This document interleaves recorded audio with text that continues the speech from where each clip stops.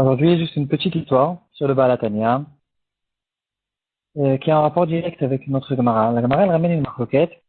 Est-ce que quand on s'adresse à un Kahal, quand la Torah, elle dit une certaine halakha, un korban qui doit être approché lorsque le Kahal a fait une Avera? Est-ce que le Kahal, c'est forcément tout le clan d'Israël, ou au moins la majorité du clan d'Israël, ou bien ça peut s'appliquer aussi sur un seul Shevet? Un Shevet s'appelle un Kahal. L'histoire est la suivante. Lorsque le Baal Hatanya est sorti pour la deuxième fois de prison, il a été rencontré Rabbi Moshe Chefetz de Tzavas. Les deux Géonim discutaient ensemble de Torah. Et le Rabbi Moshe Chefetz, il a demandé au Baal Hatanya qu'il lui explique la marloquette entre les deux midrashim suivants. C'est écrit dans le Midrash Rabbah sur Parashat Shemot, que après que les Bnei Israël ont fauté dans le Vaudor, Moshe Rabbeinu, il s'est mis à faire des tefilot devant Hachem. Et là-bas, c'est écrit que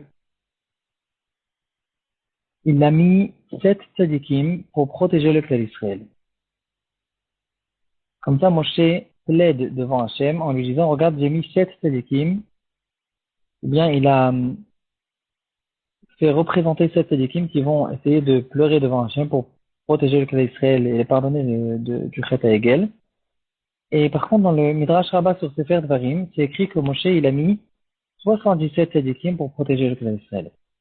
Alors, quel est le marloquette entre ces deux midrashim? Est-ce qu'il faut 7 ou 77 tzadikim pour protéger le peuple d'Israël? Là-dessus, une très belle réponse qui nous a été donnée par le Baal Hatanya. Il dit que la marloquette dans les midrashim, c'est justement la marloquette qu'on retrouve dans notre Souga. Est-ce que tout le clan d'Israël ensemble sont considérés comme un kahal, ou bien on peut considérer même chaque shevet comme un kahal?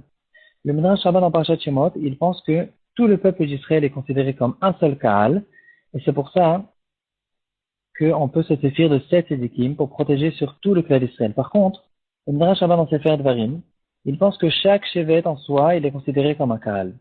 Si c'est comme ça, on a besoin de 7 tzadikim pour chaque shevet.